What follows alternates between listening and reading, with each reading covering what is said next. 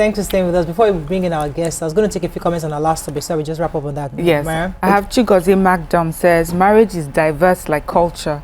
If you copy a foreign culture, chances are that it will backfire. Those emulating the Western system will never find peace in Africa. People should marry who values them and vice versa. Okay, so somebody said that it's so difficult finding yourself. And that person said marriage is good, but certainly not everyone will get married. Some people will marry 5 different people and never get it right. So Purple Iris, sorry, were you going to read something else? No, it's okay. Go ahead. Purple Iris School says the problem with the discussion is that we hear more of failed marriages than ones that are working. Only bad news we hear. God's standard of marriage will always work. And I really love that comment because it is true. When a marriage is working, nobody talks about it. Yeah. It's only when it's down bad that we highlight it. Okay, so moving on now to our next segment. So February 15th is the International Childhood Cancer Day, ICCD, and it is a global collaborative campaign that takes place every year to raise awareness about childhood cancer and to express support for children and adolescents with cancer, the survivors and their families also. As the world counts down to this year's commemoration, we have with us the Chief Operating Officer, the Dorcas Cancer Foundation, Korede Akindele, to tell us more about it. Welcome to the show, sir. Thank you. Good to have you. Thank you. So we know, Dorcas Foundation is a friend of the house. We've been with you. You guys have been with us for many years, and we know the work you've done, especially children living with cancer. Tell us a bit about this year's theme and what it's about for raising awareness on children living with cancer. All right, thank you so much, and then thank you for being with us for over the years. Okay, so this year the ICCD, the International Childhood Cancer Day, is focusing on inspiring action. Okay, so it's just basically to steer actions across the board for children, adolescents, and young adults, because that's our focus is now at the Dorcas Cancer Foundation. We've graduated just for children into adolescents and the older. So we're trying as much as possible to steer every individual in the society to be part of childhood cancer care, childhood cancer awareness, and childhood cancer survivor project. And that's what we are doing. And then we are doing it through something we call the Zero campaign, where everybody has opportunity to contribute their quota to the care of childhood cancer so that children do not have to face medical bills. Again, that's how we are sharing action from our own hand. Okay. So based on what we are doing. Okay, so this childhood cancer, do you have specific ones, like the specific cancers that you attend to, or you attend to all cancers? For us, we attend to every cancer between children, adolescents, and young adults. Okay. What kind of cancer is more prevalent amongst kids in connection? So for kids, with part of where we are here, we see more of brain cancers. Yes, we see more of brain cancers here. We see more of leukemia. Leukemia is more prevalent in our part of the world here. We see more of retinoblastoma. We see more of, we are beginning to see more of a brain cancer called medulloblastoma. That's the cancer of the brain, epidemioma.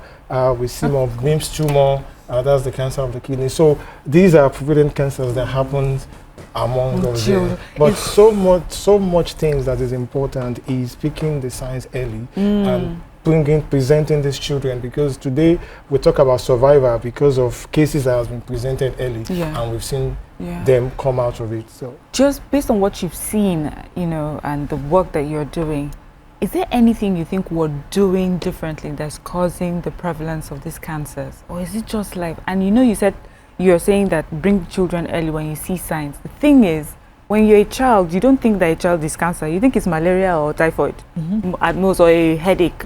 Like, when do you take a child? When do you start suspecting that your child may be suffering from something as sinister as cancer? Okay, so let me just break it into two. The first question is there's nothing anybody's doing wrong that has caused this. Because I've seen parents, I've seen mothers say, okay, in fact, I've even seen someone that told us, like, when I was pregnant with this child, I'm not even taking pure water. Do you understand? Like, she was so like, so what did I do wrong? No, there is nothing that you do wrong. It's just a genetic that went wrong and then caused this. So the most important in a child, the common sickness is malaria, typhoid, and everybody look based on our environment that we have. But when a child is sick, The child will let you know I'm sick, and you know in a child that the child is sick. So when you present cases, for example, let's look at cases of leukemia, which happen mostly like an infection. So we keep saying it that when you present these cases and it kept happening, you're coming out of hospital 6 months, 3 months, it's simple that you can tell your doctor, please, I'm not satisfied with this. If it is because Nigeria is a 3-cadre health system, primary, secondary and tertiary, so you could just say, can you refer me where I could see a specialist, a pediatrician. Normally it is a pediatrician that should see children, but because the way the systems work, it might not be. So refer, it's your child. You know what you want, so just refer. Don't just say, okay, let's keep treating this kind of illness. So it's good to be safe. And then when you see the specialist and say, no, it's not this disease, it's just this. So attention is all, constant illness needs attention. That's just the way out of it. Tell us about some of the success stories of your foundation, because I know that you've tried to help a lot of children, and how has it been with the success stories? All right, so this year is our 10th year. Congratulations. We are on the 10th year, and then we sat down and looked at it that we've been able to, till today, we are almost 150 children that we've supported at the foundation. Wow. I mean, as at the last count to 150 today, children. 150 children Well from Who survived? No, that we've supported. And then from Survivor, we have, I mean, close to like 15 that we can talk, that has come through us, that we can, then but we have other survivors that we have bringing into our system. But our direct support from the beginning of our work till now, we are almost 150. And that for us is the land, because that's the call of our work. Yes, we now move it from not just treating children, we've now moved into early detection, survivorship, and afterlife, which is why we have created diverse program. And for example, our training program for early detection, which is the Look Again training program, that we are training to pick signs early. When you see this, and it's not just about picking signs, it's about referring to the appropriate place. And even after you refer, as the child start treatment, because one thing is to say, okay, go to this teaching hospital. So we try to ensure that after this child has been referred, we have an edict program that says, let treatment commence. Dorcas, we will tell the hospital, you go ahead, we'll go and look for the money. But this must not stop. And that's what we are doing now. To pro bono, credit facility, to keep supporting these children. That's on the training. On the part of research, which is so important to do our work. We are as much as possible pushing research through our research program, publication of our papers. And today we've been partnering with organizations, international organizations that are opening up pediatric cancer in Nigeria. I can say today the Global Childhood Cancer Conference is coming to Nigeria in 2026. I mean, courtesy of all this pushing out, all this work that. So it's been a lot, but the focal point of our work is the children. That is why we are here. So every other thing we are doing is to make sure that child gets the right treatment at the right time. Let me go on a very short break. When we come back, we continue this conversation. Stay with us. We'll be right back. Stay tuned. Your View will be right back. Thanks for staying with us. We still have with us our guest, Mr. Korede Akindele. We're talking about early detection. As you said, a lot of parents are watching right now. They're saying, okay, how early is early? So you had shared a few success stories with us that you had a 22-year-old woman, young lady or woman, I would say is an adult, 18-year-olds, 2-year-old, 3-year. At what point should we begin to start suspecting where we need a tertiary intervention? Okay, at a point where you are treating and you are not getting the result of what you want in your child. Everybody, okay, for example, we cite an example, as an adult, I mean, you can even sit in this studio and be having a headache, and then you just go ahead, like life has to go on. But for children, it's not like that. When your child is sick, it displays it, and then it doesn't fake it. Mommy, you touch the body, it's trying to take it, and at the point where you are not getting the result you want in your child as a parent, that is when it is. Okay. Not until, okay, it now becomes, but most times we don't talk out like, oh no, I just want to manage this thing. At the point you are not getting the result. And that's why it's so important for you to pay attention to your child. You know your child. You know when this child plays. You know when this child is trying to stay hold to itself. something is wrong, and you are going to your doctor, you're treating, it's not getting better. And that's why it's important to see a pediatrician for children. They know what is right. They know something is wrong. For example, there is a child who is a survivor now. His name is Perfect. Yes, Perfect. He has retinoblastoma. That's the cancer of the eye. And how did the parent, they didn't know anything about cancer before. They were just at home. There was light, and suddenly there was power outage. And his eye started looking like a cat eye. You know, in the dark, you should have a red retina. So his parents were like, what's this? What's going on? So let's take this child to an eye center. But by the time they get to an eye center, luckily, when the test was run, the doctor told them, something is wrong here. This is cancer. Wow. So they take the child to the tertiary, he went through the treatment. Today, Perfect is a survivor, doing amazing. Back to school. And so because the parents rise up early, so it's more of the responsibility of the parent on the child. So I like sorry, Mary. The kids with you, what's the survival that have come through you? What's the survival rate? Is it like 50-50 or 80-50?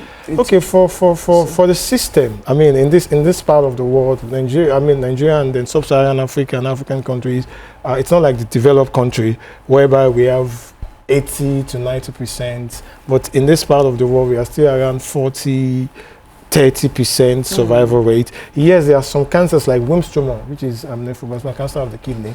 Yes, there are high rate of it, like 60%. But for us, I mean, it's still, survivor in this part of the world is still doing it around 40-30%. So would you? Due to several so those are the factors I was going to ask before she asked was, given our health system, you know, and dwindling numbers of doctors, you know, of everyone traveling away, lack of infrastructure. So the story you usually hear is like, Nigeria is the last place you would want to have cancer. Like there's barely any intervention that you can get in Nigeria. But how has that worked for you? Because I believe that most of your the patients that you see get their treatment here in Nigeria. So how does that work? Okay, yes. I mean, there has been underburden on the health systems, but luckily, I think people that work in pediatric oncology in Nigeria, let me just use the word, they are God sent. They are passionate about the work they do, because it's not just about, just a glamour they want, but they just want to do the work. They just need the support to do their work. For example, in Lagos here, I know we have a dedicated center, and then we have a pediatric oncologist of different kind. I mean, TDCF alone is led by an oncologist who is a radiation oncologist, a pediatric radiation oncologist. So it's for us at our foundation, it helps us to say, I tell people we know what we are doing here, because you don't just refer before, when we see, we know. And so it's happening in the system, but we don't have the numbers where all the pediatric oncologists in Nigeria, they're like 70. And imagine 70 pediatric oncology dealing with over 200 million people. It's not enough. So the factors of the doctors dwindling are there, and that's why we're trying as much as possible to extend the knowledge across board. The knowledge to the pediatricians. No, they are not treating it, but they know it, and they could support these pediatric oncologists and say, you know what, these are things you could do. Just set the skin. Does Dorcas Foundation help children outside Lagos, or do people have to come into Lagos to get help from you? No, we help people outside Lagos. All we need to do is to just make sure you're in the right place. Yes. That is it. Wherever you are, connect you to the right person. And most times, this is not, people does not even need our financial support. Most times, it's just for them to say, please, you guys, who is the right place? And it might be even just a little support. So it's not just about money you provide, you also provide counsel to yes, go to the right doctors. The right doctors. Yeah, if you have any questions, you can reach us. So our work is not just about providing finance. It's holistic, everything about childhood cancer in Nigeria. Yeah, but so finance. I have two questions for you, right? First one is the fact that you guys offer aftercare services, because once after the whole care, surgery, everything, do you offer aftercare? Do they have medications that they have to take for a lifetime and all? And then secondly, I want to ask that so far? What are your challenges, and how have you overcome some of these your challenges? Okay, so talking about the aftercare, okay, for survivors, okay, one of the key things that we do is, okay, you've treated the child is a survivor. It needs to go back to school. It needs To go back to school. Okay. And now that's another problem. So with that, we set up a project called Back to School. Oh. So for Back to School, all we do is we partner with schools. I mean, we have few schools, and we are calling schools. People who have schools that just have a child with cancer, that survive cancer. I mean, so we partner with schools, some schools, and say, you know what, these children are going to just help us have this child tuition free. And then Dorcas tried to get partners to support every other things about the education. So to get the child back in school, we do as much as, even parents, they've sold everything, they've lost job, father has lost job. We try as much as possible and get, and some of the things we have even seen in this is, even what the father might even just need is somebody to just help them put their CV together, because their mind has gone through a lot, they can't couple it together. So somebody just give them advice, you know what, just do like this, and they are back. Get a job. And so to back, so those are the after care. The child is a survivor. Back to school is to get them back to school. Get the parents back. An angel grant is to get the parent back on their feet. So it's we don't just stop and say we support the treatment, go, and we even try and even extend it even to their families and give them counselings, and that's the work we are doing. Secondly, challenges. Wow, it's there. It's there. I mean, it's one of the challenges is you want to help as many children that you want to help, but your finance cannot help everybody. But what we try to do is we touch every life, even if we cannot take. We have program that takes over you, even if we cannot take everything 100%. About you 100%. TDCF, each time we go into the ward, we look at a child, what do you need? This is what we can do, at least to just relieve you. Okay, some of them stay strong, we are coming back. We'll get them. So that's amazing. The challenges are there. Are there other sister foundations that do? Because sometimes it feels like there's so much work to be done, and there's not enough people. There are not many laborers to support this work, because we know of cancer survivors, we know cancer treatments, but when it comes to child cancer, it's rather peculiar. So do you work with other people to support the work you do? Yeah, we have few foundations that do childhood cancer in Nigeria. But we have a lot of people interest. I mean, we have other people, like 2, 3, 4 people that we know do it. But I think in this part of the world, Lagos, TDCF, we have another people that, but TDCF, we have partners that also do it. Yeah. But because it's our call, it's what it has gone more than just working. It has become a calling for us. Yeah. This is what we want to do. This is what we wake up to every morning. And so that's why we go more than just one line. We find every other way to say every child must survive. So your partners, are they just corporations? Are they just other NGOs? Or do you have like individuals who hear what you're doing and they're thinking, how can I participate and be a volunteer? Okay, so our partners is everybody. From corporate to institutions, to religious centers, to individual. And this year, like I said at the beginning of our conversation, that our goal is to support every child that knocks on our door. And then we set up a project that we call the Zero Campaign. Okay. The what? Zero Campaign. What the Zero Campaign is doing, that everyone can at least give at least 1,000 naira to save a child. At one minimum, at least. Okay. So interesting. So I mean, I appreciate the work Dorcas is doing. I think that's fantastic. Well, I mean, I know Nima has been on your I think she's part of your team, on your board, and she's been on this. She's been a serious advocate to help children who are living with cancer get some help. And I think that's one of the reasons why we wanted to bring you on the show, just to show a bit of support for your foundation. But I would like to know, where's the future for Dorcas Foundation? Where do you hope to go in the next? I mean, I know you've helped some children, but what do you hope to see? Give us some numbers. Let Nigerians see that there are X amount of children who are in seek of help, in need of help, and there are a lot of children out there that could do with Nigeria's support. Our key goal is we want childhood cancer to at least have a survival rate of 80 to 90%.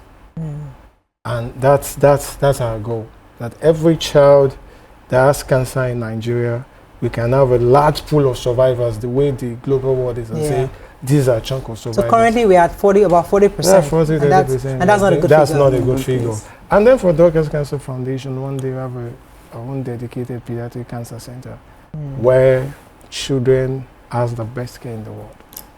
Do kids, when with a lot of adults, when they have cancer, it comes back again. With kids, is it like that or relapse? Yeah, there are relapses. They do relapse. Yeah, we have a child that we are dealing with now that has relapse. Yeah, so it's relapse do happen, and everything needs attention. What kind of cancer does the child have? How do you do it? To be so close to vulnerable children, and so how and why do you do it? I think that's my story. I think for me, like I said, 8 years ago, I began this journey 8 years ago. I just wanted to get a job. And I woke up into a place called the Dorcas Cancer Foundation. I don't know, I'm walking into destiny. I'm walking into life. And today, looking 8 years, it has changed me. Yes, you can cry when you're on your way home and say, jeez. Yeah. You can receive a call that touches your heart. But the goal is the child. There is something I tell myself every morning, because that child must live. So if I'm sitting here because I want somebody to know there's a child that needs to survive cancer. So tell us a story about any of the children that pops up to your mind that you think that you'd like to share with us, a story of a particular child who you'd helped or maybe didn't make it or something. Okay, I'm going to tell the two stories. I'll tell the good one and then the second one. So let me start from the Delta. That's what I use for negative stories. I have a child, there's a child, two child, Eliana, very beautiful, amazing child. I got to meet her in the process of the walk, and I was so close. She had leukemia, and that period was when I think there was strike, doctor, something, resident doctor, and then she needed to, for leukemia, you need transfusion. And I look at the way we get transfusion done for this girl.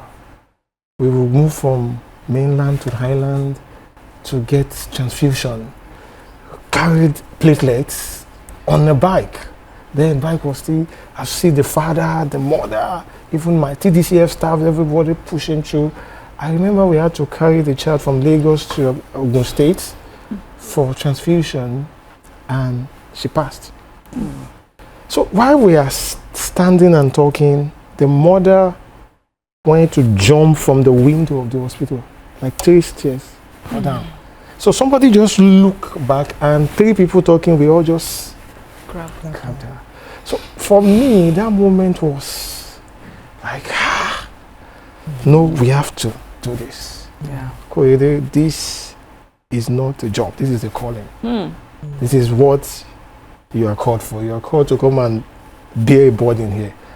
And it's been awesome. It's been fun. Yeah, the second story is Samuel. Yeah, Samuel is a survivor. Samuel is in school. He's in SS3 now. Wow. He has Wilms tumor. And each time I look at Samuel, each time I look at Inyolua, then it gives me joy that this is the result of my work. This is Bolu sitting down here. Yeah, you came with Bolu. Bolu is in the studio. So, I mean, it gives the joy of the work that I'm doing. Samuel is back to school. He's on school scholarship. In fact, it was in a school before, we changed his school because I think it was facing stigmatization in one of the schools, and then we changed his school. And each time Samuel is talking, he will say, I'm grateful because I was given opportunity for education and my school is changed. They changed my school. I could mix with people, I could talk. He's going to graduate soon. And luckily, he wants to be a pediatric oncologist. Wow. Of course. And for us, we are set to support him till he becomes that pediatric oncologist. Beautiful. Fantastic.